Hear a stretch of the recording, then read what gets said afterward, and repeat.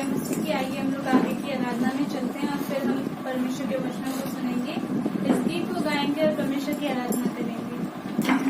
उसकी महिमा करो, बंधन टूट जाएंगे, मेरा यीशु मौजूद है यहाँ। उसकी महिमा करो, बंधन टूट जाएंगे, मेरा यीशु मौजूद है यहाँ। जितने बीमार हैं चंगे हो जाएंगे, मेरा यीशु मौजूद है यहाँ। जितने बीमार हैं चंगे हो जाएंगे, मेरा यीशु मौजूद है यहाँ। उसकी महिमा करो, बंधन टूट जाएंगे, मेरा यीशु मौजूद है यहाँ। ना तू कमजोर हो, तेरी ताकत है वो तेरा हौसला, तेरी हिम्मत है वो। ना तू कमजोर हो, तेरी ताकत है वो तेरा हौसला, तेरी हिम्मत है वो, तेरी हिम्मत है वो। जितने कमजोर हैं नया बल पाएंगे, मेरा यीशु मौजूद है यहाँ। जितने कमजोर हैं नया बल पाएंगे, मेरा यीशु मौजूद है यहाँ। उसकी महिमा करो, बंधन टूट जाएंगे, मेरा यीशु मौजूद है यहाँ। उसकी महिमा करो, बंधन टूट जाएंगे, मेरा यीशु मौजूद है यहाँ। ना हालातों से डर, थोड़ा विश्वास कर, वो वफादार है, थोड़ा रख तू सबर। ना हालातों से डर, थोड़ा विश्वास कर, वो वफादार है, थोड़ा रख तू सबर, थोड़ा रख तू सबर। तेरे जितने रुके काम हो जाएंगे, मेरा यीशु मौजूद है यहाँ। तेरे जितने रुके काम हो जाएंगे, मेरा यीशु मौजूद है यहाँ। उसकी महिमा करो, बंधन टूट जाएंगे, मेरा यीशु मौजूद है यहाँ। उसकी महिमा करो, बंधन टूट जाएंगे, मेरा यीशु मौजूद है यहाँ। वो है जिंदा खुदा, वो है सबका खुदा, तेरे नजदीक है ना वो तुझसे जुदा। वो है जिंदा खुदा, वो है सबका खुदा, तेरे नजदीक है ना वो तुझसे जुदा, ना वो तुझसे जुदा। जितने पापी हैं सब वो क्षमा पाएंगे, मेरा यीशु मौजूद है यहाँ। जितने पापी हैं सब वो क्षमा पाएंगे, मेरा यीशु मौजूद है यहाँ। उसकी महिमा करो, बंधन टूट जाएंगे, मेरा यीशु मौजूद है यहाँ। उसकी महिमा करो, बंधन टूट जाएंगे, मेरा यीशु मौजूद है यहाँ। मेरा यीशु मौजूद है यहाँ। मेरा यीशु मौजूद है यहाँ।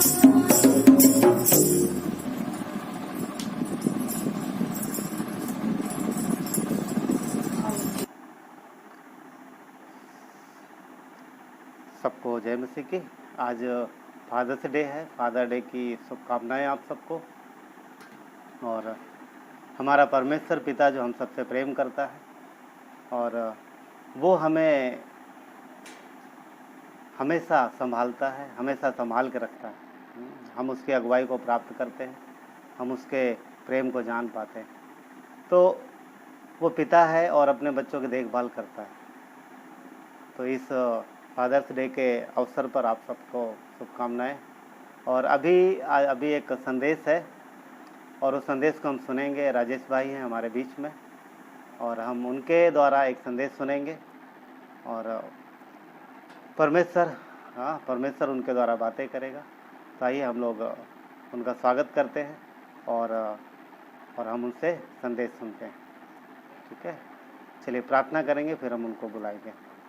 परमेश्वर पिता, धन्यवाद देते हैं प्रभु, आने वाले संदेश को भी आपके हाथों में सौंपते हैं प्रभु यीशु। और इस फादर्स डे पर परमेश्वर पिता प्रभु हम प्रार्थना करते हैं कि आपके प्रेम को हम जान पाएँ परमेश्वर, आपकी केयरिंग को समझ पाएँ प्रभु यीशु पिता। और जिस तरीके से आप अपने बच्चों को प्रभु प्रेम देते हो परमेश्वर, आज जिस तरीके से आप हमको प्रेम देते हो पिता प्रभु, आपने अपने बच्चों के हृदय में वही प्रेम डाला है। धरती के हर माता पिता प्रभु अपने औलाद से प्रेम करते हैं और उनका प्रेम बहुत अद्भुत रहता है। प्रभु यीशु, हम आपको धन्यवाद देते हैं, आगे के समय को आपके हाथों में सौंपते हैं। प्रभु यीशु के नाम से मांगते हैं, आमीन आमीन।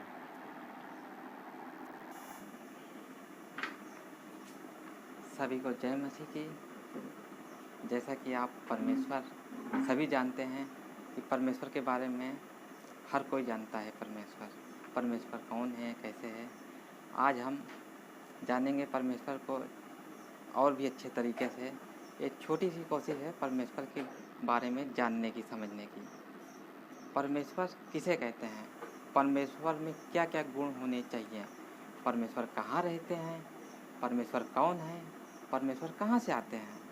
परमेश्वर का अर्थ है परमेश्वर, मतलब ईश्वरों का ईश्वर। परमेश्वर गिनती में अनेक नहीं होते हैं, वो एक होता है और उसी के पास सारे अधिकार होते हैं। परमेश्वर कभी मरता नहीं है, वो अमर है। जैसा कि कुरिन्थियों 8:5-6 में देखेंगे, यद्यपि आकाश में और पृथ्वी पर बहुत से ईश्वर कहलाते हैं, जैसा कि बहुत से ईश्वर हैं, बहुत से प्रभु हैं, तो भी हमारे लिए तो एक ही परमेश्वर है, अर्थात पिता, जिसकी ओर से सब वस्तुएं हैं और हम उसी के लिए हैं। और एक ही प्रभु है, अर्थात प्रभु यीशु मसीह, जिसके द्वारा सब वस्तुएं हुई हैं और हम भी उसी के द्वारा हैं। बहुत से विद्वान लंबे समय से तर्क वितर्क करते हुए आ रहे हैं कि परमेश्वर कब से है, परमेश्वर का जन्म कब हुआ, क्या परमेश्वर का अंत भी है। इसका एक ही जवाब है कि परमेश्वर शुरू से ही है और परमेश्वर अमर है। मतलब यह है कि परमेश्वर ही अल्फा है और परमेश्वर ही ओमेगा है। देखते हैं यूहन्ना का 1 अध्याय 1 वचन। आदि में वचन था और वचन परमेश्वर के साथ था और वचन परमेश्वर था। यही आदि में वचन के साथ था। सब कुछ इसी के द्वारा उत्पन्न हुआ, उसमें से कोई भी वस्तु उसके बिना उत्पन्न न हुई। उसमें जीवन था और वह जीवन मनुष्यों की ज्योति थी। मतलब यह है कि परमेश्वर सर्वशक्तिमान, सर्वज्ञानी और सर्वव्यापी परमेश्वर है। आइए आगे देखते हैं। परमेश्वर सांसारिक दुनिया का भी परमेश्वर है और आत्मिक दुनिया का भी परमेश्वर है। परमेश्वर पवित्र है, परमेश्वर में कोई पाप नहीं होता है। परमेश्वर को पाप क्षमा करने का भी अधिकार है, क्योंकि क्षमा वही कर सकता है जो पवित्र होगा। परमेश्वर में किसी को भी जिंदा करने का सामर्थ्य होता है। परमेश्वर के अंदर फीलिंग्स भी होती है, क्योंकि हमारा परमेश्वर दयालु परमेश्वर है। परमेश्वर आत्मा है जिसे देखा नहीं जा सकता। देखते हैं यूहन्ना 4:24 वचन। परमेश्वर आत्मा है और अवश्य है कि उसके भजन करने वाले आत्मा और सच्चाई से भजन करें।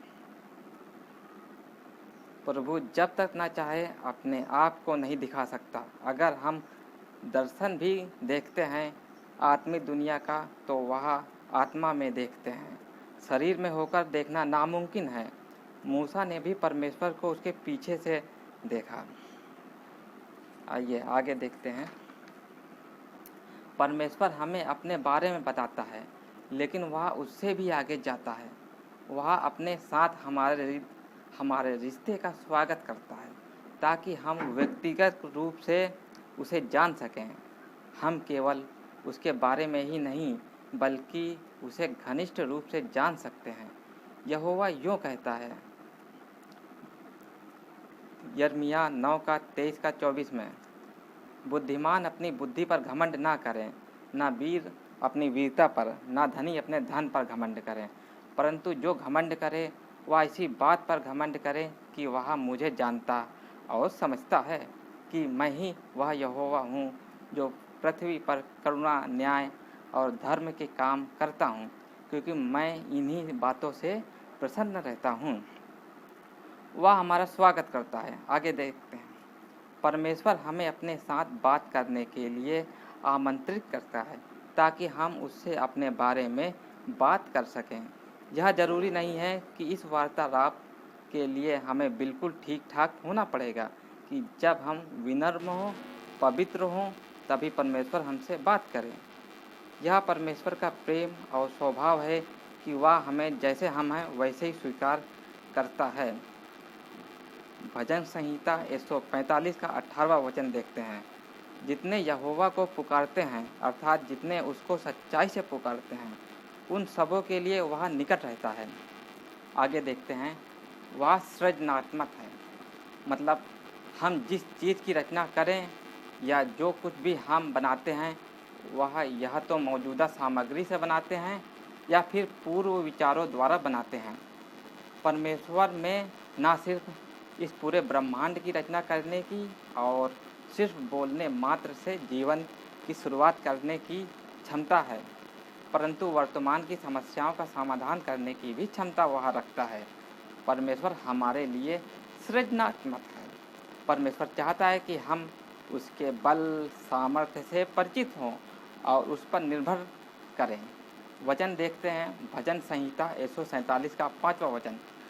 हमारा प्रभु महान और अति सामर्थी है, उसकी बुद्धि अपरंपार है।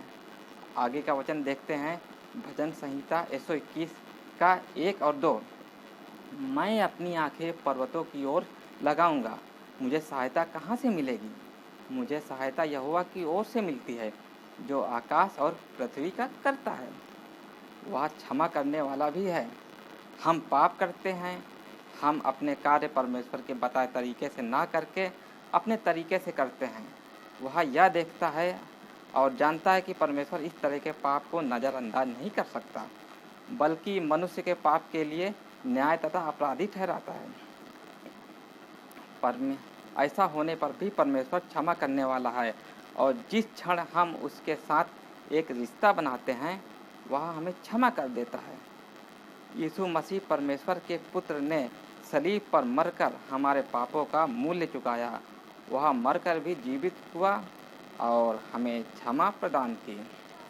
आइए आगे देखते हैं, रोमियो का अध्याय 3 22 और 23वां वचन।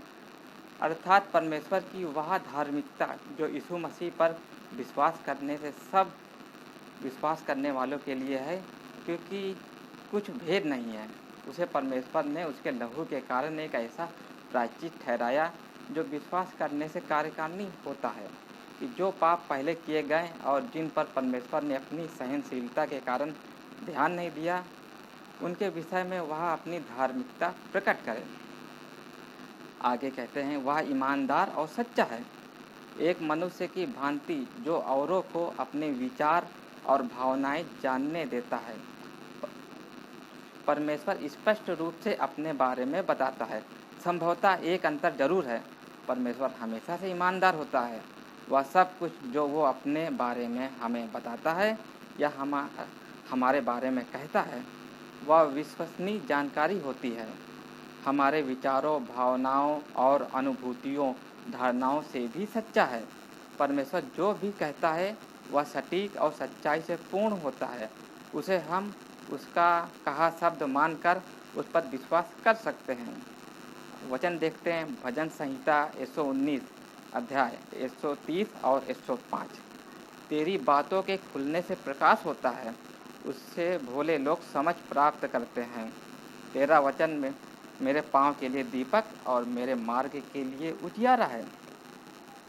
वह सक्षम है, कौन नहीं चाहता कि वह हमेशा हर बात के लिए 100% यानी 100% सही हो। परमेश्वर सही होता है, उसका ज्ञान असीमित है। वह किसी भी परिस्थिति के हर तत्व को समझता है, यहाँ तक कि उससे जुड़ी हुई हर आने वाली घटना या बीती हुई बात तक। सही काम करने के लिए हमें उसे सलाह देना या उकसाने या मनवाने की ज़रूरत नहीं है। वह हर कार्य करेगा क्योंकि वह उसे करने में सक्षम है और उसके इरादे शुद्ध हैं। अगर हम उस पर विश्वास करेंगे वह कभी गलतियां नहीं करेगा, हमें धोखा नहीं देगा और हमारे भरोसे को कभी नहीं तोड़ेगा। उस पर पूरी तरह से विश्वास किया जा सकता है। वह हर समय हर परिस्थिति में जो करेगा सही करेगा। भजन संहिता 25:3 देखते हैं, जितने तेरी बाट जोहते हैं उनमें से कोई लज्जित ना होगा, परंतु जो अकारण विश्वासघाती हैं वे ही लज्जित होंगे। आमीन। आइए हम लोग अगले संदेश में चलते हैं। और बहुत ही अच्छा संदेश हम लोगों ने सुना।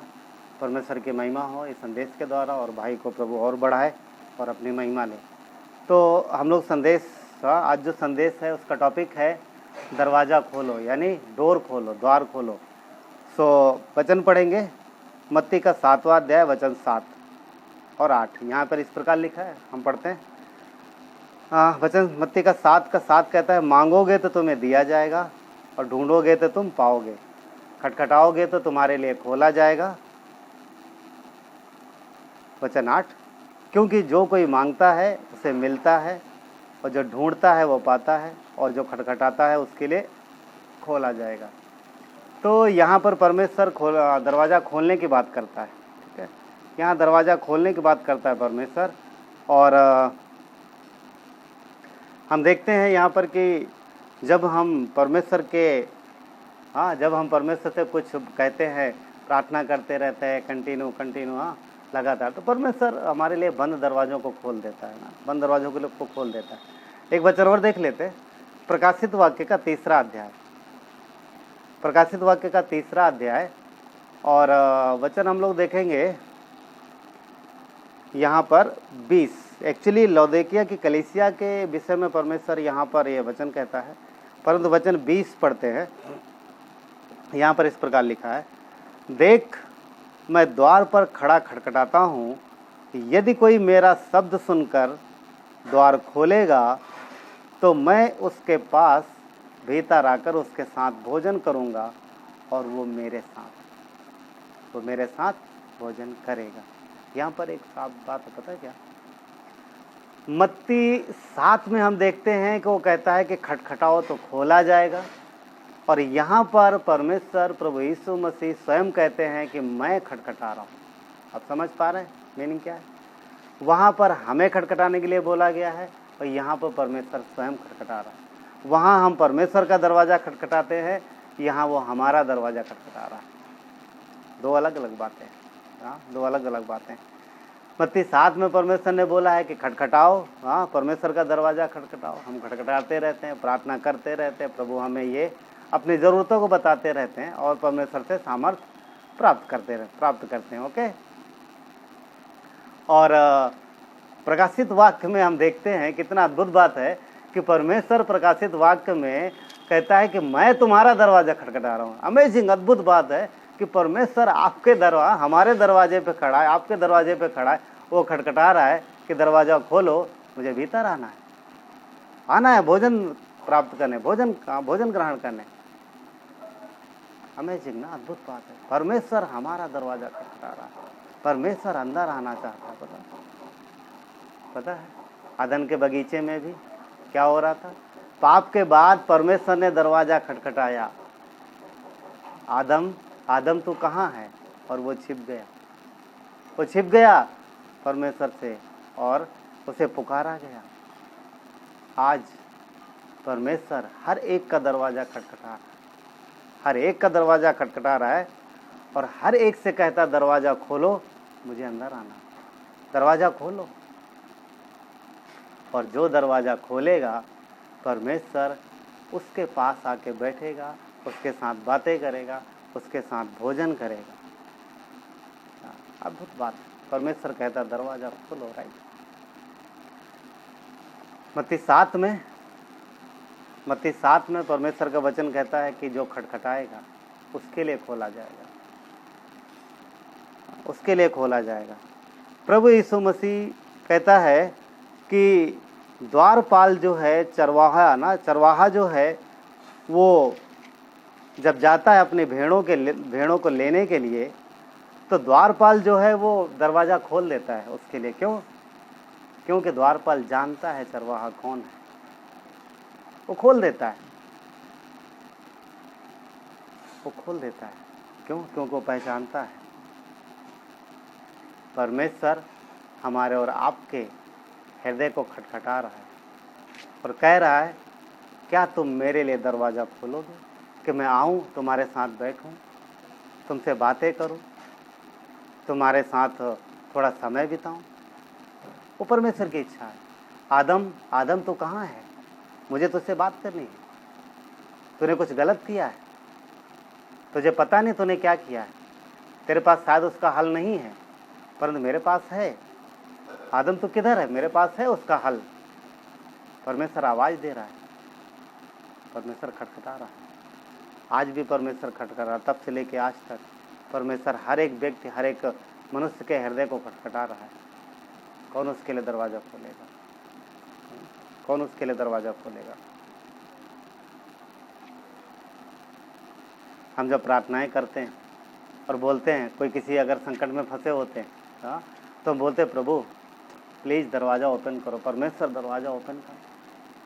प्रार्थना करते रहते, कंटिन्यू लगातार, और परमेश्वर हमारी प्रार्थनाओं को सुनता है और दरवाज़ा खोल देता है। पर जब वो आना अंदर चाहता है, तो फिर हम लोग क्या करते हैं? हाँ, वो अंदर आ रहा, दरवाज़ा खटखटा रहा है, पर कई बार हम लोग दरवाजे को बंद ही रखते हैं। कैसे? कई सारी बातें, कई सारी चीज़ें होती हैं, और परमेश्वर विश्वासियों के जीवन में चाहता है कि दरवाज़ा खोलो, मुझे अंदर आना है, मुझे उस क्षेत्र में अंदर आना है। तुम्हारी ये आदत जहाँ पर तुम रोज़ 2 घंटे समय वेस्ट करते हो, यहाँ मुझे अंदर आना और मुझे इसको ठीक करना। वहाँ पर हम लोग सेपरेट करते, नहीं ये जगह, ये मेरी जगह, ये सेफ है मेरे लिए, प्रभु यहाँ मत आओ, इसको मत छुओ। ओके। आमतौर पे 2 प्रकार के व्यक्ति होते हैं जो दरवाज़ा खटखटाते हैं। एक वो जिसे आपसे कुछ लेना हो, और दूसरा वो जो आपको कुछ देना चाहता है। जिसे आपको कुछ लेना हो, जिसे कुछ लेना हो, या किसी दूसरा जिसे कुछ देना हो। तो लेने वाले व्यक्ति हम लोग हैं, क्योंकि हम प्रभु से कुछ न कुछ प्राप्त करने की, कुछ न कुछ पाने की, कुछ न कुछ हासिल करने की इच्छा रखते हैं। हमेशा हासिल करने की इच्छा रखते हैं। वो लेने वाले व्यक्ति हम हैं। और हमारे लिए भी बोला गया, दरवाज़ा खटखटाओ, खटखटाते रहोगे, खटखटाते रहो। अगर खटखटाते रहेंगे तो अवश्य खोला जाएगा। वहाँ ये नहीं लिखा शायद खोला जाएगा, ऐसा वर्ड नहीं है वहाँ पर। हाँ, खटखटाओ तो अवश्य खोला जाएगा, खोला जाएगा, प्रॉमिस है वो एक तरीके से। इसलिए हमें परमेश्वर के साथ प्रार्थना में, वचन में, आराधना में बने रहना। मुश्किलें, हालातों को नहीं देखना है, परंतु बने रहना। और दूसरी बात है वो व्यक्ति जो कुछ देने के लिए दरवाज़ा खटखटाता है, कुछ देने के लिए। अब अगर हम दरवाज़ा नहीं खोलेंगे तो फिर कैसे ग्रहण कर पाएंगे? हमने मांग तो लिया है, हमने परमेश्वर का दरवाज़ा खटखटा दिया है, अब वो हमारे पास आ रहा है, बोलता है ओपन करो, मुझे आके तुम्हें कुछ देना है। और ऐसे में जब हम सतर्क नहीं रहते हैं, ऐसे में जब हम उसकी आवाज़ सुनने के आदी नहीं होते हैं, तो हमें समझ में नहीं आएगा कि कब वो हमारा दरवाज़ा खटखटा रहा है। समझ रहे? कब हमारा दरवाज़ा खटखटा रहा है। इसलिए दरवाज़ा खोलना बहुत ज़रूरी है हमारे लिए, हमारे और आपके लिए, कि हम जब परमेश्वर दरवाज़ा खटखटाए तब हम खोलें। आज फादर्स डे है और परमेश्वर पिता का हृदय रखता है। परमेश्वर पिता है एक्चुअली में, और हर एक व्यक्ति जो पिता है, उसके पास जो पिता का हृदय है वो परमेश्वर के पास से ही आया है। क्योंकि कोई भी मनुष्य पिता का हृदय लेके धरती पर पैदा नहीं होता। जब तक हम पिता बनते नहीं हैं तब तक हमें पता नहीं होता है पिता की फीलिंग्स क्या होती है। पिता बनने के बाद ही पता चलता है कि पिता का दर्द, पिता की फीलिंग्स, पिता का प्यार क्या है। पिता ना, परमेश्वर पिता है, और हर पिता अपने बच्चों से प्यार करता है। और पिता ऐसा होता है कि कई बार संतान जो है पिता के विरुद्ध कुछ काम करती है, अगर पिता के विरुद्ध भी चली जाए संतान, तो भी पिता का हृदय जो है वो परमेश्वर न वो जो है हमेशा प्यार का ही रहता है।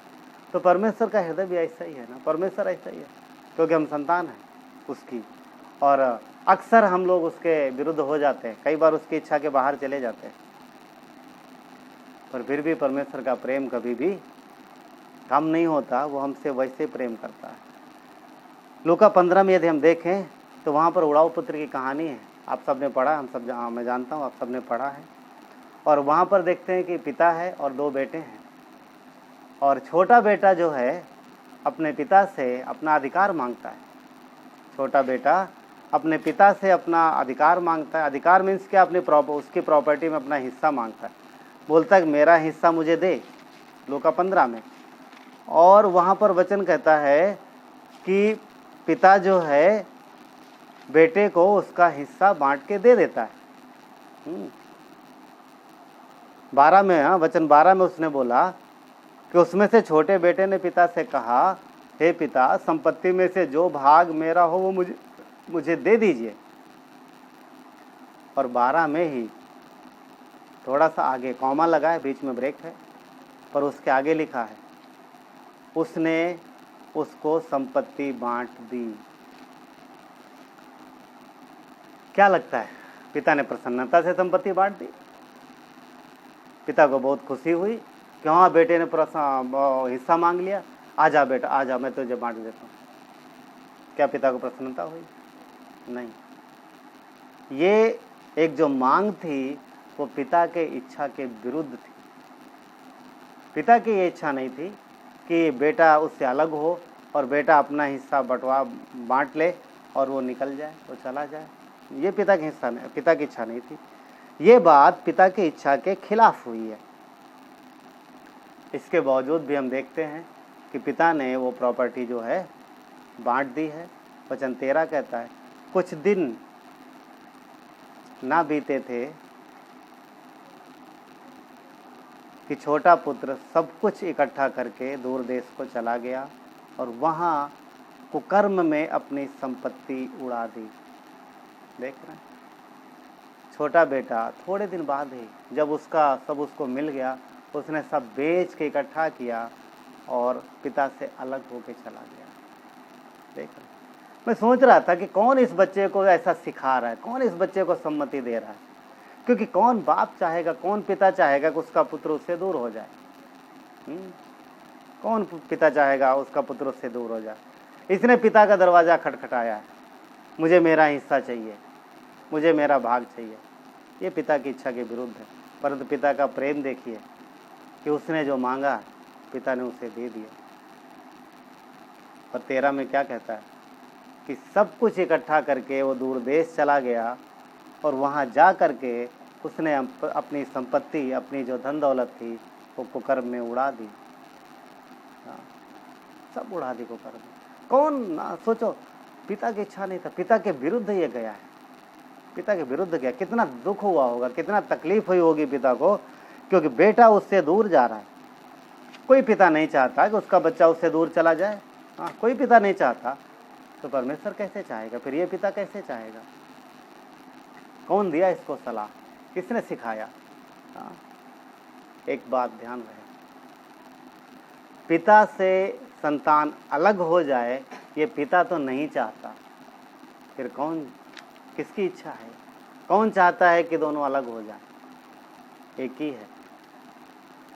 ही है जो चाहता है कि पिता से उसकी संतानें अलग हो जाएं, पिता से उसकी संतानें अलग हो जाएं, और उसके बाद क्या होगा, वो उनकी संतानों को अपने तरीके से घुमाएगा। और यहाँ पर वही हो रहा है। इस बच्चे ने पिता से सुनना छोड़ दिया था, पिता की इच्छा को इम्पोर्टेंट देना छोड़ दिया था, पिता की मर्जी को वो कुछ समझ नहीं रहा था। उसे जो गाइड कर रहे थे, जो भी उसे सिखा रहे थे, वो उनकी सुन रहा था। उन्होंने अलग अलग तरीके से उसे लालच दिया और उन चीज़ों की अभिलाषा है, उन चीज़ों के विषय में उसे बढ़ाया, उन चीज़ों को विषय में उसे बताया जो कि उसके लिए अच्छी नहीं थी, उसके शरीर के लिए अच्छी लग रही थी, और उसने सुनी। वो झांसे में आ गया, शैतान के या फिर उन लोगों के झांसे में आ गया जो उसको भ्रमित कर रहे थे।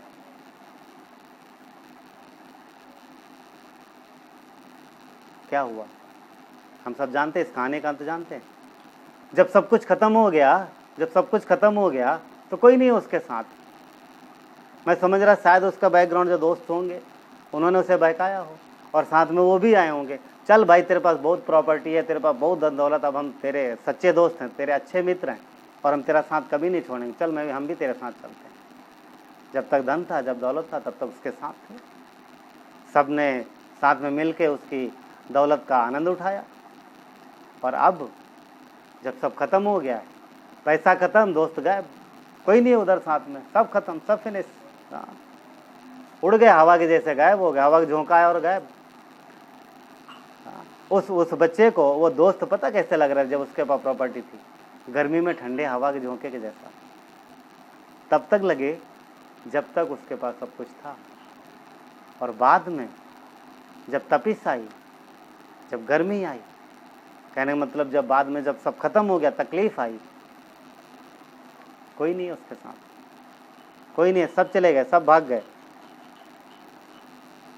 शैतान ऐसे लोगों को अवश्य आपके पास लाएगा, अवश्य आपके पास लाएगा, बहकाएगा, फुसलाएगा और परमेश्वर से अलग होने के लिए हर एक तरीके की कोशिश करेगा। वो चाहेगा कि पिता से अलग हो जाओ, दूर हो जाओ।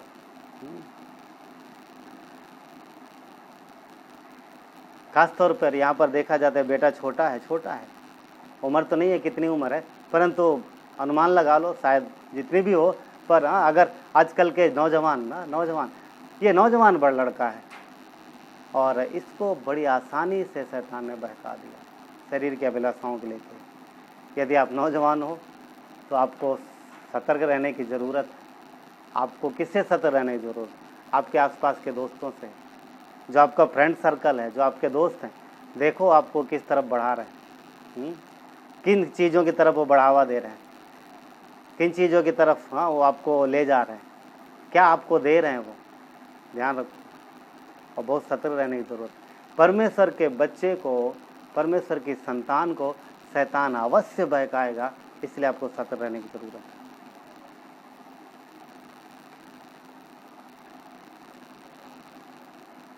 बड़े आसानी से वो धीरे धीरे फंसाएगा। ध्यान रहे, परमेश्वर सब कुछ देखता है। आप उससे छुप के, आप पिता से छुप के कुछ भी कर सकते हो, अपने शारीरिक पिता से, पर एक चीज़ ध्यान रहे, आप अपने आत्मिक पिता से छुप के कुछ भी नहीं कर सकते। बहुत सारे बच्चों को मैं देखता हूँ मीन्स मतलब बहुत सारे बच्चे हैं संसार में, और जो अपने माता पिता से छुप करके कोई शराब पीता है, कोई सिगरेट पीता है, कोई और नशा करता है, कोई जुआ खेलता है, कोई स्कूल जाने के बजाय, कॉलेज जाने के बजाय टाइम पास करते हैं। खैर अभी कोरोना काल में काफ़ी दिनों से स्कूल नहीं खुला, परंतु जब ओपन थे तब ऐसे करते। कितने सारे बच्चे ना, कितने सारे बच्चे स्कूल बंक करके बाहर निकल जाते हैं। क्या कर रहे हो आप? किसको धोखा दे रहे हो? पिता को, पापा को अपने? नहीं, आप खुद को धोखा दे रहे हो, आप खुद को धोखा दे रहे हो। पता और कहाँ फंस रहे हो? किसके चंगुल में?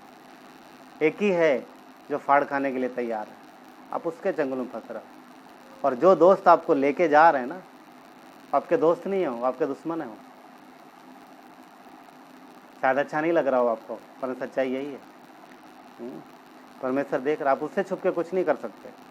भजन संहिता 11 अध्याय वचन 4 का बी पार्ट कहता है कि उसकी आंखें मनुष्य के संतान को नित्य देखती रहती हैं और उसकी पलकें उसको जांचती रहती हैं। आप समझ पा रहे हैं? परमेश्वर देखता रहता है और जांचता रहता है। भजन संहिता 15 का 3 कहता है, यहोवा की आंखें सब स्थानों पर लगी रहती हैं। सब स्थानों पर? आप कौन से पार्क में जाएंगे, कहाँ छुपेंगे? आप समझ रहे हैं? परमेश्वर हर जगह है, हर जगह, हर स्थान पे रहता है और भले बुरे दोनों को देखती रहती हैं। पिता की आंखें अपने बच्चों पे लगी रहती हैं। हो सकता है आपके माता पिता आप पर हमेशा नज़र ना रख पाएँ, परंतु ध्यान रहे, आपका परमेश्वर आपको देख रहा है। आप परमेश्वर की संतान हो, बुराई से दूर रहो। शैतान आपको बुराई में फंसाने के लिए अलग अलग तरह तरह के दोस्त चारों तरफ से लाएगा, पर आपको इस सबसे दूर रहना है और परमेश्वर के वचन के अनुसार जीवन जीना है, और वही आपके लिए अच्छा है। जब सब कुछ चला गया ना, तब उस बच्चे को क्या, यहूदी बच्चा है, सुअर पालने का काम मिला उसको। जबकि उसके लिए सुअर बहुत ही घृणित वस्तु थी। सिर्फ काम ही नहीं, सुअर का खाना खाया उसने। जो सुअर खा रहे, जो फलियां सुअर खा रहे, तो वो उसने खाया। और फिर वो अंदर से दुखी हुआ, अंदर से दुखी हुआ। कैसा था उसके पास, जब वो पिता के पास था, कैसा था उसका जीवन, और आज कैसा हो गया। समझ रहे हैं? शैतान ऐसा ही जीवन लाने के लिए, ऐसी ही जीवन में लाने के लिए, इससे भी और बेकार जीवन में लाने के लिए यंगस्टर आप सबको मीन्स बहकाता है। नौकरी नहीं है, खाना नहीं है, रहने के लिए कोई स्थान नहीं, कुछ भी नहीं है उसके पास, कोई स्थान नहीं, कुछ भी नहीं, सुअर का खाना खाना पड़ रहा। ये स्थिति आ गई। और उसे याद, वो याद कर रहा हो अपने दिन पिता के पास जब था कि नौकर कितना बढ़िया खाना खाते थे और मैं तो पिता के संतान हूँ और ये क्या खा रहा हूँ। उसे पछतावा हुआ किस बात का, अपने पिता से अलग होने का। एक अच्छा भाग है इस कहानी में कि वो बच्चा पछताया। अगर आप कहीं ऐसी चीज़ों में हो तो आज मौका है आपके पास, वापस लौटो अपने पिता के पास। वापस लौटो, परमेश्वर से माफ़ी मांगो और अपने रिश्ते को सुधारो, परमेश्वर के साथ क्षमा मांगो। वो बच्चा वापस आया फटी लटी हालत में और पिता उसे पहचान गया। दाढ़ी बड़ी है, मिट्टी के कीचड़ लगा हुआ है, सुअर की बदबू आ रही, फटे कपड़े हैं, सब कुछ है, गंदा संदा एकदम। और गया था तो राजकुमारों के जैसा गया था ना। आया कैसे? फटी हालत में। पर एक अच्छी बात है, पिता पहचान गया। परमेश्वर आपको हर परिस्थिति में और हर पोजीशन में पहचानता, हर हालत में पहचानता। आप छुप नहीं सकते उसकी नजरों से। समझ रहे? एक अच्छी बात है, एक अच्छी बात है। पिता ने उसे गले लगाया। आप जैसे हो वैसे परमेश्वर आपको प्रेम करता है। और यदि आप ऐसे किसी चीज़ों में फंसे हो तो आज आपके पास समय, आप वापस आओ। अन्यथा शैतान क्या चाहता है पता? हमेशा हमेशा के लिए आपका जीवन को नष्ट कर देना चाहता है। ये उसकी इच्छा है। यीशु मसीह ने आपके पापों को धोया है। पिता ने वैसे गले लगा लिया जैसा बच्चा आया था। उसने ये नहीं बोला कि नहीं तो साफ करो अपने आप को, नहीं, वैसे ही परमेश्वर जैसे हो आपसे प्यार करता है। वापस आओ, वापस आओ। यीशु ने क्रूस पर जान दे करके आपकी सारी गंदगी को धो दिया। पिता ने क्या बोला? ले जाओ इसे, अच्छे कपड़े पहनाओ। उसे अपनी अंगूठी दी, पता है? अंगूठी दी। अंगूठी अधिकार को प्रकट करती है। हाँ, उसे वापस से वो अधिकार मिल गया। उसको लग रहा था कि वो नौकर बन के रहेगा पिता के घर में। पिता अपने संतान को नौकर बनाएगा? कभी नहीं, चाहे जितना नालायक बेटा हो, कभी नहीं। वो ये सोच के आया था कि चलो मैं नौकर बन के रह लूँगा, दास बन के रह लूँगा, अच्छा भोजन तो मिलेगा। पिता बोलता है बेटा तो जो सोच रहा है वो तेरा सोच है, परंतु मेरे लिए तो आज भी मेरा बच्चा है, आज भी तू मेरा बेटा है। उसने अपनी अंगूठी दे दी किसको? उस खोए हुए बेटे को। अधिकार दिया उसको अपना। समझ रहे? वो परमेश्वर आपसे प्यार करता है। उसने क्रूस पर आपके लिए जान दी है और उसने मार्ग खोल दिया है। मत्ती 27:50 कहता है, तब यीशु ने बड़े शब्द से चिल्लाकर अपने प्राण को त्याग दिया। यहाँ पर यीशु मसीह ने प्राण दिए हैं। और 27:51 कहता है, और देखो मंदिर का पर्दा ऊपर से नीचे तक फटकर 2 टुकड़े हो गया। 2 टुकड़े हो गया पर्दा। हाँ, जो मंदिर में पर्दा पड़ा था यीशु के बलिदान के बाद 2 टुकड़े हो गया है। और अब उसमें स्थान हो गया है कब कोई भी व्यक्ति परमेश्वर के पास जा सकता है। कोई भी व्यक्ति जा सकता है यीशु के साथ, बिना यीशु के नहीं।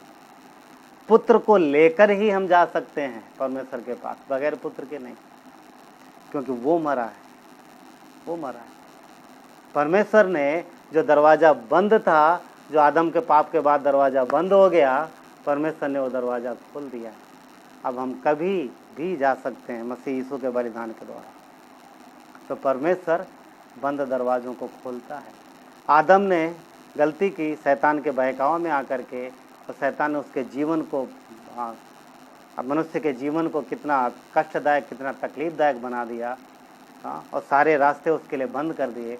पर धन्यवाद हो परमेश्वर का कि प्रभु यीशु के द्वारा उसने उस रास्ते को, उस बंद दरवाजे को खोल दिया है कि अब फिर से संगति कर सकते हैं, हम फिर से पिता के पास जा सकते हैं, सामर्थ्य को प्राप्त कर सकते हैं, उसके प्रेम को प्राप्त कर सकते हैं।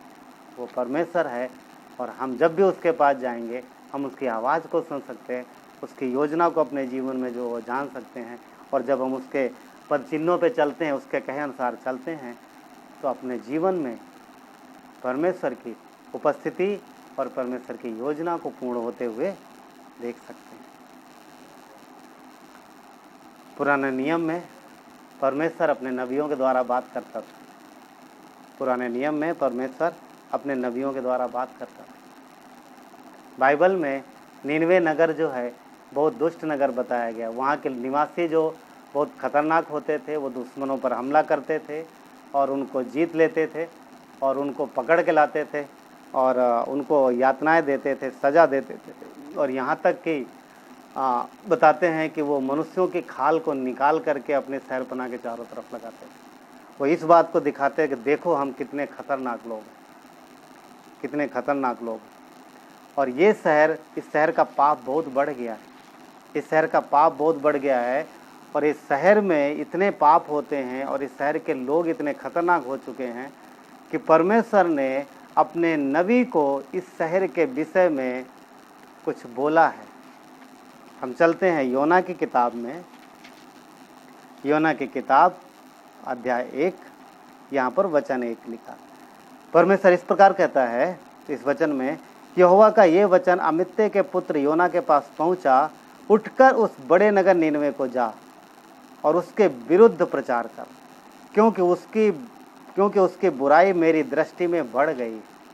देख रहे हैं, परमेश्वर कह रहा है योना को कि जा उस नीनवे शहर की बुराई जो मेरी दृष्टि में बढ़ गई है, वो बहुत बुरा शहर हो गया, उन्होंने बहुत पाप किए हैं, जा और जाके उनके विरुद्ध में प्रचार कर। अगला वचन देखिए, यहाँ पर कुछ अलग है, अगला वचन बिल्कुल अलग ही है। देखिए वहाँ पर लिखा है, परंतु योना यहोवा के सम्मुख से तर्तीस को भाग जाने के लिए उठा और याफा नगर को जाकर तर्तीस जाने वाला एक जहाज पाया और भाड़ा देकर उस पर चढ़ गया कि उसके साथ यहोवा के सम्मुख से तर्तीस को चला जाए। अब सोचो, ये थोड़ा अलग नहीं लगता वचन? ये वचन 2 में परमेश्वर योना को आज्ञा दे रहा है कि जाओ उस बड़े नगर नीनवे के जाओ, जाके उसके विरुद्ध प्रचार कर। और तीसरे वचन में लिखता है कि योना भाग रहा है परमेश्वर की मर्जी से। ऐसा लग रहा है जैसे परमेश्वर ने उसे बहुत भयानक काम दे दिया है, बहुत ऐसा काम दे दिया है कि वो कर ही नहीं सकता। योना नबी था, संदेश देना उसका काम था, लोगों को बताना उसका काम था। कौन सा बड़ा काम था? क्यों भागा? क्योंकि योना जानता था नीनवे के लोग कैसे हैं। और यहाँ पर योना का जो हृदय है वो नीनवे के लोगों के लिए बंद था, बंद था, खुला नहीं था। योना का हृदय उनके लिए बंद था। क्यों? क्योंकि वो कठोर लोग थे, वो दुष्ट लोग थे, वो पापी थे, वो हत्यारे थे, उन्होंने इजराइल को सताया भी था। इसलिए योना चाहता था कि परमेश्वर उस नगर को नष्ट करे। और उसने सोचा कि मैं जब जाऊंगा नहीं तो उनको पता ही नहीं चलेगा कि परमेश्वर उनके विषय में क्या बातें कर रहा है। इसलिए वो परमेश्वर के सम्मुख से भागा। क्या लगता है, कोई परमेश्वर के सम्मुख से भाग सकता है? मुझे संहिता 139 में आप देखोगे, वहाँ लिखा है कि मैं आकाश में चढ़ूँ तो भी वहाँ है, समुद्र में जाऊँ तो भी तो वहाँ है, अंधकार में परमेश्वर है, हर जगह परमेश्वर। कहाँ परमेश्वर से भाग के जाए? वचन कहता है कि कहाँ भाग के जाए परमेश्वर से। राइट, योना ने वो काम किया। यहाँ पर देखते हैं कि जहाज में चढ़ के भाग रहा है बहुत दूर। नीनवे इस तरफ है, योना इस तरफ जा रहा, अलग, बिल्कुल अपोजिट दिशा में, अपोजिट दिशा में। पर परमेश्वर योना से कुछ काम लेना चाहता है। कोई भी उसकी इच्छा के विरुद्ध भाग नहीं सकता। यदि परमेश्वर उससे कुछ काम लेना चाहता है तो, यदि परमेश्वर किसी को इस्तेमाल करना चाहता है तो कोई भी उससे भाग नहीं सकता। हाँ, एक बात है कि परमेश्वर मनुष्य की इच्छा के विरुद्ध नहीं जाता है, परंतु उसकी सर्वोच्च मर्जी है, एक सर्वोच्च मर्जी है, और उस मर्जी के आगे किसी की नहीं चलती। योना यहाँ पर भाग रहा है, उसने नीनवे के लोगों के लिए दरवाज़ा बंद कर लिया है। हाँ, उसका हृदय बंद, उसके दिल के दरवाजे बंद हैं, नष्ट हो जाने दो इनको, मर जाने दो इनको, ये बेकार लोग, इनका धरती पर रहना अच्छा नहीं। ठीक है, मगर आगे आप जानते क्या हुआ? योना को जहाज, योना जिस जहाज में था, उस जहाज में तूफान आया है, योना को पानी में फेंक दिया जाता है। अद्भुत बात यह है कि जो लोग होते हैं उनको जब पता चलता है योना सच्चे परमेश्वर का नबी है, सच्चे परमेश्वर का सेवक है, तो वो भी डरते हैं। और परंतु योना ने जब उनको बोला बार बार कि जब तक तुम मुझे फेंकोगे नहीं तब तक ये तूफान बंद नहीं होगा, उन्होंने डरते हुए, थरथराते हुए परमेश्वर से क्षमा मांगी और योना को उठा के फेंक दिया। उन्होंने क्षमा मांगी, क्यों? क्योंकि योना नबी है। उन्हें पता था अगर उन्होंने परमेश्वर के नबी को हाथ लगाया या उसके विरुद्ध गए तो परमेश्वर उन्हें नष्ट कर देगा, क्योंकि परमेश्वर के नबी को, परमेश्वर के पवित्र जन को छूना यानी परमेश्वर को छूना, ये उन्हें पता था। शायद उन्होंने सुनी होंगी वो कहानी, इसलिए वो डर रहे थे योना को छूने के लिए, योना को हाथ लगाने के लिए, योना को फेंकने के लिए। परंतु योना ने बोला फेंको तभी तुम बच पाओगे। तब उन्होंने प्रार्थना की, उन्होंने क्षमा मांगी, प्रभु मुझे क्षमा करना और मुझे नष्ट मत करना, ये निर्दोष है, इसकी हत्या का दोष मुझ पे मत लगाना। जैसे उसे फेंक देते हैं सब कुछ शांत हो जाता है। यहाँ पर एक बात है, शांत होते ही उनके हृदय में ना, उनके दिल में परमेश्वर का भय छाता है। और आप देखोगे वचन 16 कहता है उन मनुष्यों ने यहोवा का बहुत ही भय माना और उसको भेंटें चढ़ाई और मन्नतें मानी। परमेश्वर का भय आया, उन्होंने परमेश्वर का भय माना, उन्होंने परमेश्वर उस पर विश्वास किया, योना के परमेश्वर पे विश्वास किया। योना के फेंके जाने से एक अच्छा काम हुआ यहाँ पर। मगर वो जानते थे कि परमेश्वर के नबी को छूना खतरनाक बात है, परमेश्वर को छूना। इसलिए उन्होंने प्रार्थना की पहले ना, और परमेश्वर से प्रार्थना की और परमेश्वर से क्षमा मांगी। खैर योना समंदर में है और आप जानते हैं, हम सब जानते हैं कि परमेश्वर ने वहाँ बड़ी सी मछली ठहराई और उसको निकल गई। ठीक है, इसको निकल गई। मेरा पॉइंट क्या बोलने का, योना ने नीनवे के लोगों के लिए दरवाजे बंद कर लिए। नहीं, मैं नहीं जाऊंगा, मैं नहीं जाऊंगा, वो बहुत बुरे लोग, बहुत बुरे लोग, मैं तो उनके पास कतई नहीं जाऊंगा। क्या होता है ना, सोचिए, क्या आपके साथ ऐसे लोग नहीं है जो बुरे हैं? बहुत से ऐसे होंगे जिनको आप नहीं पसंद करते होंगे, और परमेश्वर आपको बोलेगा जाओ उनको बताओ मेरा प्रेम, मेरा सुसमाचार। क्या बोलो? नहीं नहीं, मैं उसको तो नहीं बताऊंगा, नहीं, कतई नहीं, मुझे उससे बात नहीं करना। परमेश्वर चाहता है, ये उसका प्रेम है, वो अपने औलाद को मरने नहीं देना चाहता। वो चाहता है कि हम परमेश्वर के प्रेम को बताएं, दूसरों को बताएं, हम दिल खोल के रखें, हम दरवाजे खोल के रखें, दरवाज़ा बंद करके ना रखें। योना ने दरवाज़ा बंद करके रखा था, तो परमेश्वर उसको घुमा के लाया। यदि परमेश्वर अपनी मर्जी पूरी करना चाहे तो उसकी सर्वोच्च मर्जी है, अवश्य पूरी करेगा वो, उसमें किसी का बस नहीं चलता, उसमें किसी का बस नहीं चलता। और आप जानते हैं कि आगे योना ने प्रचार किया और वहाँ जितने लोग थे सब ने मन फिराया, सब ने मन फिराया, मनुष्य से लेकर के जानवर तक ने। योना के प्रचार से पूरा का पूरा देश, पूरा का पूरा देश ने पश्चाताप किया और सब ने परमेश्वर से माफ़ी मांगी और परमेश्वर ने उस देश को छोड़ दिया। और योना इस बात से लेके फिर गुस्सा हुआ, आप देखोगे फिर गुस्सा हुआ। वो दिन गिन रहा था, 1 दिन 2 दिन 40 दिन बाद निनवे नष्ट होने वाला था, और 40 दिन तक वो चुपचाप इंतजार करता रहा, और जब नहीं नष्ट हुआ तो परमेश्वर पे गुस्सा हुआ। योना परमेश्वर के ऊपर गुस्सा हुआ और परमेश्वर से क्या कहता है, क्या मैं जानता नहीं था कि तो करुणा में परमेश्वर है? वचन 2 में कहता है, मैं जानता था कि तो अनुग्रहकारी और दयालु परमेश्वर और विलम्ब से क्रोध करने वाला है और करुणा निधान है, तो दुख देने से प्रसन्न नहीं होता। वो योना कहता है मैं जानता था, भाई इसीलिए तो नहीं आ रहा था, मुझे मालूम था तो बेकार में मुझे भेज रहा है, तो उन्हें कुछ करेगा तो है नहीं, मैं इसीलिए नहीं आ रहा था क्योंकि तो उन्हें धन नहीं देगा। पर योना एक चीज़ समझना था,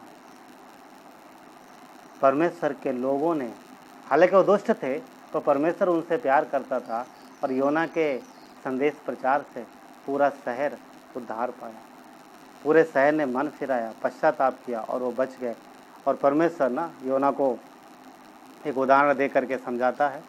और यहाँ पर पॉइंट क्या था बोलने का कि योना ने अपने दरवाजे बंद कर लिए, परंतु परमेश्वर उनके लिए उनसे प्यार करता था और परमेश्वर के दरवाजे उनके लिए भी खुले थे।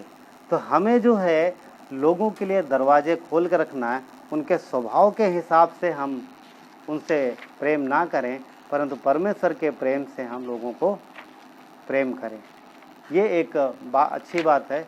और परमेश्वर आज जो अपने लोगों से प्यार करता है वो इसी बात से, वो ये चाहता है कि हम परमेश्वर के लिए दरवाजे खोल के रखें, उसके काम के लिए, उसकी योजना के लिए दरवाजे खोल के रखें। हम सुने उसकी आवाज़ और हाँ में जवाब दें। प्रेरितों काम के 16 अध्याय में एक स्त्री है लीदिया, हिंदी में इसे लीदिया बोलते हैं ना, हिंदी में लीदिया वर्ड लिखा हुआ है। और यहाँ पर पौलुस प्रचार करने जाते हैं, पौलुस प्रचार कर रहे हैं यहाँ पर। उनको कोई स्थान नहीं मिलता है, हाँ उनको कोई आराधना मिला नहीं, तो उन्होंने सोचा चलो ठीक है देखते हैं नदी के किनारे कहीं पर कुछ होगा, हाँ प्रार्थना करने कोई स्थान होगा। और वो अपने साथियों के साथ नदी किनारे आते हैं और यहाँ पर देखते हैं कि कुछ स्त्रियाँ इनको मिलती हैं 16 अध्याय में। अब देखोगे तो वचन 13 कहता है कि सप्ताह के दिन हम नगर के फाटक के बाहर नदी के किनारे ये समझ कर गए कि वहाँ प्रार्थना करने के स्थान होगा, और बैठकर स्त्रियों से जो इकट्ठा हुई थी बातें करने लगे। यहाँ पर कुछ स्त्रियाँ इकट्ठा हुई हैं और ये लोग इनसे बातें कर रहे हैं, पौलुस इनसे बातें कर रहा है। वचन 14 कहता है लोदिया नामक थियातुरा नगर के बैजनी कपड़े बेचने वाली एक भक्त स्त्री सुन रही थी, और प्रभु ने उसका मन खोला कि वो पौलुस की बातों पर चित्त लगाए। जब उसने अपने घराने समेत बपतिस्मा लिया तो उसने हमसे विनती की, यदि तुम मुझे प्रभु के विश्वासनीय समझते हो तो चलकर मेरे घर में रहो, और वो हमें मना कर ले गई। यहाँ पर एक बहुत बढ़िया दृश्य है। पता पौलुस को स्थान की ज़रूरत है और देख रहा है कहाँ पर प्रार्थना का स्थान है, कहाँ पर आराधनालय है, जहाँ पर वो जा कर के लोगों को संदेश दे सके, जहाँ पर जा कर के लोगों को बता सके। वो पौलुस इस चीज़ को देख रहा, ढूंढ रहा है। और यहाँ वहाँ उसे कुछ स्त्रियाँ मिली नदी के किनारे, और उसने उनसे बातें की, और वहाँ पर एक चीज़ हुआ, पता क्या, वहाँ पर एक काम हुआ। लीदिया नामक जो स्त्री है, परमेश्वर ने उसका दिल खोल दिया।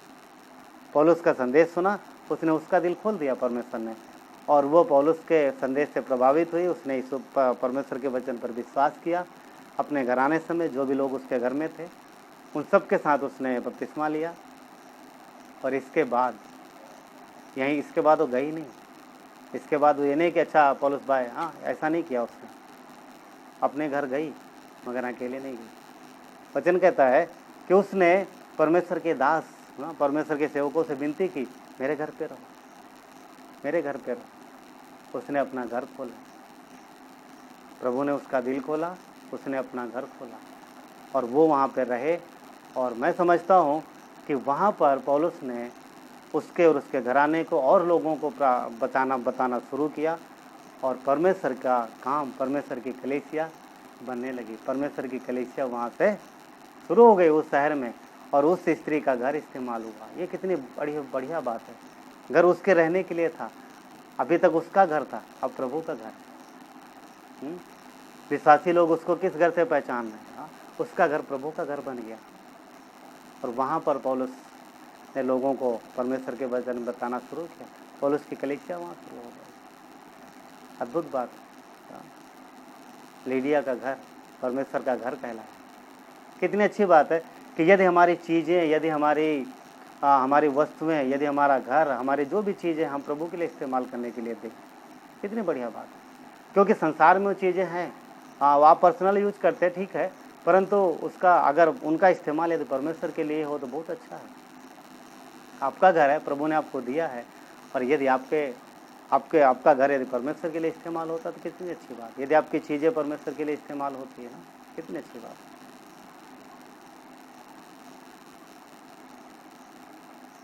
प्रकाशित वाक्य में 7 कलीसियाओं के विषय में यीशु ने जिक्र किया है, और 7 कलीसिया में एक कलीसिया ये भी है जो इस स्त्री के घर में लग रही है। इस स्त्री के घर से शुरुआत हुई है, नींव यहाँ पड़ी है, और इस घर से कलीसिया बनी। परमेश्वर की कितनी अद्भुत बात है। वहाँ लौदोकिया की कलीसिया में परमेश्वर बोलता है कि जो जय पाएगा मैं उसे अपने साथ सिंहासन पर बिठाऊंगा। प्रभु में जयवंत बनना है। अपने आप अपने लिए अपने परिवार के लिए सब कुछ मनुष्य करता है, परंतु हमें परमेश्वर के लिए करना है। परमेश्वर के लिए दरवाजे खोलो, उसको अपने घर में आने दो, उसको अपने दिल में आने दो, उसको अपने जीवन में आने दो। इनकार मत करो। योना ने इनकार किया, नहीं मुझे नहीं सुनना, मुझे तेरी इच्छा नहीं करनी। कई बार परमेश्वर आपको ऐसी चीज़ें बोल सकता है जो आपको अच्छी ना लगे, जो आपको पसंद ना हो, तो क्या आप योना की तरह भागेंगे, विरुद्ध जाएंगे, या फिर लीदिया की तरह अपना घर खोलेंगे? क्या आपके ऊपर निर्भर है। परमेश्वर पिता के हृदय रखता है। बेटे ने कुछ गड़बड़ किया, बेटे ने कुछ गलत किया, पर पिता का प्रेम बदला नहीं, उसने गले लगाया। उसने गले लगाया। परमेश्वर प्यार करता था वो निनवे के हत्यारे लोगों से भी। योना ने आनाकानी की, परमेश्वर का दिल नहीं बदला। परमेश्वर का दरवाज़ा बंद नहीं हुआ योना के जैसा, वो दरवाज़ा खोल के रखा। योना को वापस लाया, नहीं तो जो मर्जी कर, मुझे उन्हें बचाना है, तो जाओ वहाँ पर। और उसने बचा लिया, उसने दिल खोला। तो हम इनकार कर सकते हैं, वो आपके हाथ में है, वो हमारे हाथ में इनकार कर सकते हैं, परंतु इनकार करना अच्छी बात नहीं है। आशीषें रुक जाती हैं। यदि परमेश्वर कुछ बोल रहा है तो उसके लिए करो, उसके लिए आगे आओ, परमेश्वर की आवाज़ सुनो, उसके लिए दिल खोलो, उसे इनकार मत करो, उसको आने दो। दरवाज़ा खोलो, वो खटखटा रहा है, वो खटखटा रहा है। आप विश्वासी हैं, यदि आप यीशु पर विश्वास करते हैं तो वो आपको बढ़ाना चाहता है, आपके जीवन में आकर के अपनी योजना को पूरा करना चाहता है। उसे रोको मत, उसे आने दो। और यदि आप विश्वास नहीं करते हैं तो परमेश्वर आज आपका दरवाज़ा खटखटा रहा है। वो बोलता है खोलो मेरे लिए, मुझे भीतर आना है, मुझे आपको जीवन देना है, आपको उद्धार देना है, और आपको बचाना है शैतान के चंगुल से। बेशक आप नहीं जानते, आपको कोई कष्ट नहीं, कोई तकलीफ नहीं, परंतु एक चीज़ ध्यान रहे कि परमेश्वर आपको उद्धार देना चाहते हैं, क्योंकि पापियों की जगह स्वर्ग में नहीं है, और हर एक मनुष्य को इस धरती से जाना है। तो यदि आज आप प्रभु यीशु पे विश्वास करते हैं कि वो आपके लिए मारा गया, गाड़ा गया, और क्रूस पर उसने अपनी जान दी है, उसके बलिदान पर विश्वास करते हैं, तो वो आपको खातिरी देता है कि जब आप धरती छोड़ेंगे तो आप उसके पास होंगे, इसलिए कि उसने आपके पापों के लिए क्रूस पर जान दी, उसने आपके दंड का बलिदान चुकाया। तो आइए प्रार्थना करते हैं। यदि अगर अभी तक आपने यीशु पर भरोसा नहीं किया है तो मेरे पीछे प्रार्थना कर सकते हैं।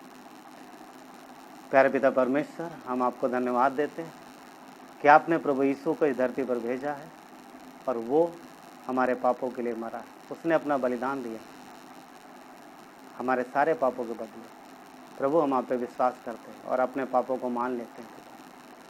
हमें क्षमा करो, हमारे जीवन में आओ। आप हमारे लिए मारे गए, गाड़े गए और तीसरे दिन जी उठे। आप जीवित परमेश्वर। धन्यवाद प्रभु यीशु, हमारे लिए बलिदान देने के लिए। धन्यवाद हमें बचाने के लिए। धन्यवाद देते हैं पिता, आपकी महिमा करते हैं, आपके नाम को ऊंचा उठाते हैं। प्रार्थना विनती हमारे उद्धारकर्ता परमेश्वर पुत्र प्रभु यीशु मसीह के नाम से मांगते हैं, आमीन। प्रभु आप सबको आशीष दे इन वचनों के द्वारा।